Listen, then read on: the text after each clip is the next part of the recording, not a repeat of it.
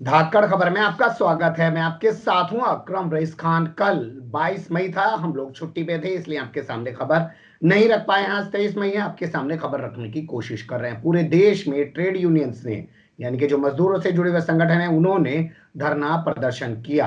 किस तरीके का वो धरना प्रदर्शन रहा और क्या उसी धरना प्रदर्शन का असर है कि योगी सरकार, जो उत्तर प्रदेश की सरकार है, उसने एस्मा लागू कर दिया है अगले 6 महीने तक। यानी कि कोई भी कर्मचारी, अधिकारी या जो भी वर्कर्स हैं, वो कोई हड़ताल नहीं कर सकते, स्ट्राइक नहीं कर सकते, धरना प्रदर्शन नहीं कर सकते। पूरी तरह से रोक लगा दी गई है।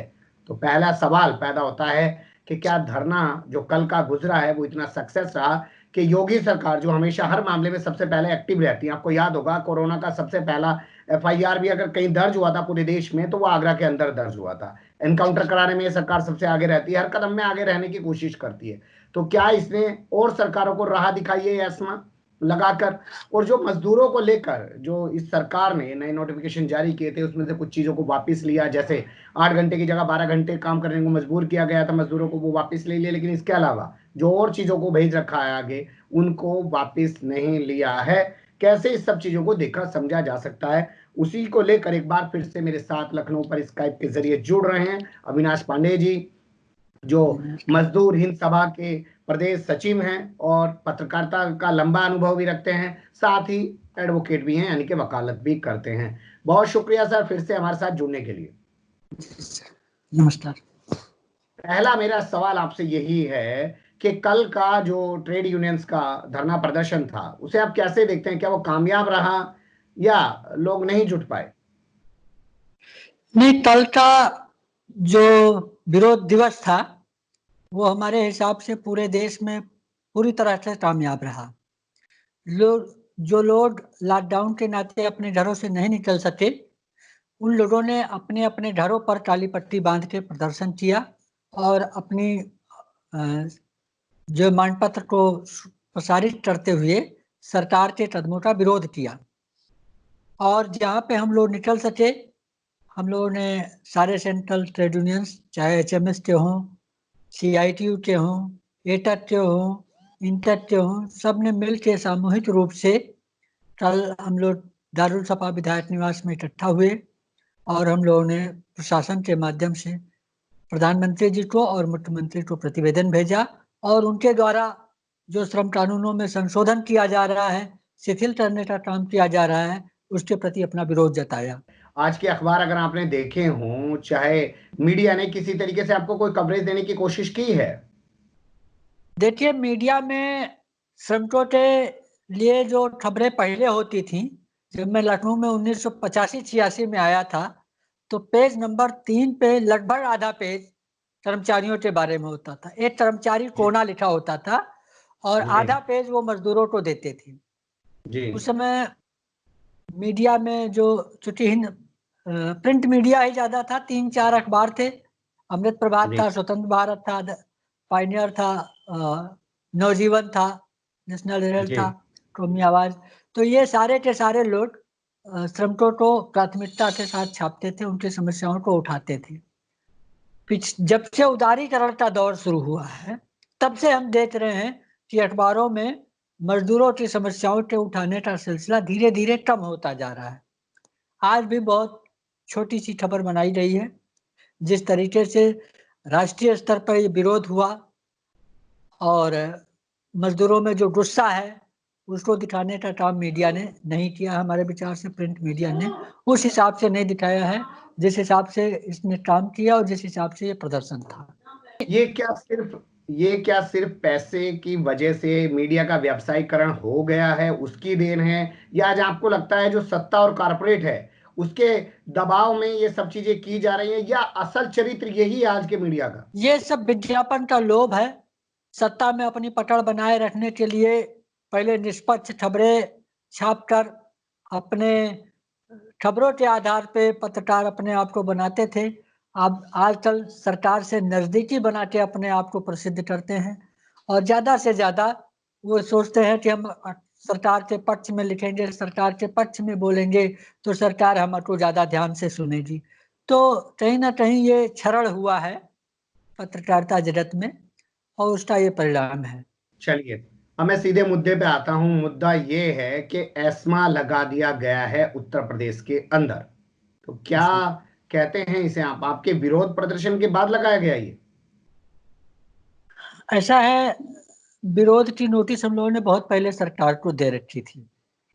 4 मई को हमारे केंद्रीय श्रम संगठनों ने माननीय प्रधानमंत्री जी को पत्र लिखा था और कहा था कि जिस तरीके से देश के विभिन्न प्रदेशों में, उत्तर प्रदेश, राजस्थान, मध्य प्रदेश, पंजाब, सब जगहों पे श्रम कानूनों में संशोधन किया जा रहा है पूंजीपतियों के हक में, और हम लोगों की बात सुनने को सरकार तैयार नहीं, तो प्रधानमंत्री जी को पत्र लिखा गया था और समय मांगा गया था कि बातचीत करिए। कोई समस्या ऐसी नहीं है जिसका बातचीत से समाधान नहीं हो सकता है। बैठ के हम बात करते हैं। देश का विकास हम भी चाहते हैं, देश हमारा आगे बढ़े। तो किस तरीके से इस देश को आगे ले जाया जा सकता है, किस तरीके से हम दोनों लोग एक साथ चल सकते हैं, पूंजीपति और श्रमिक दोनों एक साथ मिलकर कैसे देश को आगे बढ़ाएं। लेकिन प्रधानमंत्री कार्यालय ने कोई उचित रिस्पांस नहीं दिया। हम लोगों ने माननीय मुख्यमंत्री जी को भी पत्र लिखा था कि ये जो आप संशोधन ला रहे हैं, इससे देश का भला नहीं होने वाला, प्रदेश का भला नहीं होने वाला। जिस इच्छा से आप ये ला रहे हैं वो सफल नहीं हो पाएगी, क्योंकि अगर उद्योग में औद्योगिक अशांति रहेगी तो उद्योग सफल नहीं हो सकता। और हम अशांत मन से, अगर हमको हमारे काम का पूरा दाम नहीं मिलेगा, हमारी सेवा शर्तों पे विपरीत काम होगा, तो हम अगर असंतुष्ट रहेंगे तो हम पूरे मन से अपना योगदान नहीं दे पाएंगे उद्योग को, तो उद्योग का विकास नहीं हो पाएगा, आपकी मंशा नहीं पूरी होगी। इसलिए साथ बैठिए, उद्यमियों को भी बुलाइए, हम उनकी समस्या सुनते हैं, आप हमारी समस्या सुनिए, उद्यमी हमारी समस्या सुने, जो जायज रास्ता हो बीच का आप निकालिए, तो बातचीत का रास्ता खोला जाए। ठीक है, लॉकडाउन के नाते, महामारी के नाते हम आमने सामने नहीं हो सकते, तो वीडियो कॉन्फ्रेंसिंग करा सकते थे, लेकिन सरकार ने इस ओर कोई ध्यान नहीं दिया और एक अपने मनमर्जी का रास्ता अपनाया। पहले कारखाना अधिनियम में संशोधन भेजा, बाद में उसको विड्रा किया और अब 38 श्रम कानूनों को 3 साल के लिए निष्प्रभावित करने के लिए अध्यादेश का प्रारूप केंद्र सरकार को भेज दिया है। उसमें भी 8 घंटे के बजाय 12 घंटे काम कराने का मसौदा है, क्योंकि वो कारखाना अधिनियम से भी 3 साल के लिए छूट दे रहे हैं। तो उनका जो पूरा प्रोसेस है वो उसमें लगातार लगे हुए हैं। इसीलिए हम लोगों ने पूरे राष्ट्रीय स्तर पर इसका विरोध किया था। मैं समझ गया, विरोध आपने किया। मेरा सवाल ये था, क्या आपके विरोध प्रदर्शन के बाद ही एस्मा लागू कर दिया गया है? नहीं, एस्मा उत्तर प्रदेश में तो कल लागू किया गया, लेकिन मध्य प्रदेश सरकार ने 8 तारीख को ही लागू कर दिया था, 8 अप्रैल को ही। और ये सब इसलिए क्योंकि उनको मालूम है कि जो संशोधन करने जा रहे हैं उसका विरोध होगा, और आखिरी रास्ता हमारे पास हड़ताल का होता है। एस्मा के माध्यम से वो हड़ताल को 6 महीने के लिए प्रतिबंधित कर देते हैं, और हड़ताल करने के लिए या हड़ताल के लिए उकसाने के लिए या ऐसी मीटिंगों को करने के लिए वो प्रतिबंधित कर देते हैं, और जो इस काम में लगेगा उसको 1 साल तक की सजा, 2000 रुपए तक का जुर्माना या दोनों की व्यवस्था है इस एक्ट में। क्या नौकरी से भी निकालने का प्रावधान है? नहीं, एस्मा में नौकरी से निकालने का प्रावधान नहीं है। एस्मा क्रिमिनल एक्ट का है। तो ये इस बात का है कि अगर कोई हड़ताल कराता है, हड़ताल में भाग लेता है, हड़ताल के लिए उकसाता है या उसकी पैरवी करता है, हड़ताल करने वालों को आर्थिक मदद देता है या किसी और तरीके से मदद देता है, तो उसके ऊपर ये अधिनियम के तहत कार्रवाई की जा सकती है। उसको 1 साल तक की जेल हो सकती है या 2000 का जुर्माना हो सकता है या दोनों हो सकता है। ये है इसका। तब ये कानून बना था, और उत्तर प्रदेश में अब तक ऐसा कोई रिकॉर्ड है आपके पास कि कितनी बार ये कानून लागू किया जा चुका है, और इस कानून के क्या साइड इफेक्ट हैं? ये जब भी हड़ताल की हम लोग नोटिस देते हैं तब भी सरकार एक रास्ता है उसको लगा देती है कि एस्मा लागू हो गया है, अब आप 6 महीने हड़ताल नहीं कर सकते हैं। ये कोई पहली दफा नहीं है, अभी फरवरी में भी इन्होंने लागू किया था एस्मा। 6 फरवरी 19 को इन्होंने एस्मा लागू किया था। मेडिकल को आधार बना के, परीक्षाओं को आधार बना के, कभी 6 फरवरी 19 को जो किया था वो शिक्षकों की हड़ताल को लेकर निषिद्ध करने के लिए किया था। और अभी इन्होंने किया है महामारी को आधार बना के।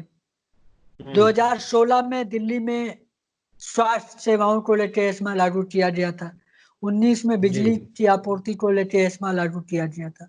तो जब भी श्रमिक का कोई वर्ग, चाहे वो टीचर हो, चाहे बिजली कर्मी हो, चाहे पब्लिक सेक्टर का कर्मचारी हो, HAL में था, हड़ताल होनी थी बेज रिवीजन को लेके, तो एस्मा लागू कर दिया उन्होंने कि आप 6 महीने हड़ताल नहीं कर सकते। तो ये दबाने के लिए, आवाज को रोकने के लिए एक साधन बना लिया है सरकारों ने। हालांकि इसका यह है कि आवश्यक सेवाएं बनी रहें, निरंतर जारी रह सकें, इसलिए इस कानून का उपयोग होना चाहिए। आप लोगों ने क्या इस कानून को कभी कोर्ट में चुनौती दी है? कोर्ट में चुनौती भी दी गई है, कई सारे फैसले भी आए हैं, लेकिन बाद में सरकार वापस ले लेती है। जब आंदोलन छिड़ जाता है, कुछ दिन गिरफ्तारी भी करती है, लेकिन जब बाद में समझौता होता है तो सरकार सारे मुकदमों को वापस लेती है अंततः। कभी शांति हो सकती है, तभी चल सकता है। राज्य कर्मचारियों की हड़ताल हुई, एस्मा लगाया, गिरफ्तारी की, लेकिन जब हड़ताल खत्म करने का समझौता हुआ तो एक शर्त होती है कि आप पहले से लगे हुए मुकदमे को वापस लेंगे। तो जब वापस हो जाता है तो कोर्ट में इस चीज को चुनौती देने का सवाल नहीं उठता है। जी चलिए, बहुत शुक्रिया, आपने बहुत अच्छे से बताया कि एस्मा लागू कर दिया गया, उसके कहाँ कहाँ कैसे कैसे लागू किया गया, उससे क्या दुष्परिणाम है और क्या उस चीजें उसके बाद उभर के आती हैं। और भी बहुत सारे पहलू हैं, हर चीज को नहीं समेट सकते। जैसा मैं हमेशा आपसे कहता हूँ, पत्रकारिता हड़बड़ी का साहित्य है। हड़बड़ी में चीजें आपके सामने रखनी होती है, जितना समेट सकते हैं उतना समेट रख देते हैं। बहुत शुक्रिया वक्त देने के लिए। धन्यवाद सर। बने रहेगा धाकड़ खबर के साथ। फिलहाल कमेंट्स के रूप में आप लोग अपनी राय दे सकते हैं, खबर को लाइक कर सकते हैं, चैनल को सब्सक्राइब कर सकते हैं और ज्यादा से ज्यादा हमारी खबरों को शेयर कर सकते हैं। फिर ऐसी किसी सुलगते हुए या उलझते मुद्दे लेकर हम आपके सामने होंगे हाजिर। फिलहाल अभी हमें दें इजाजत।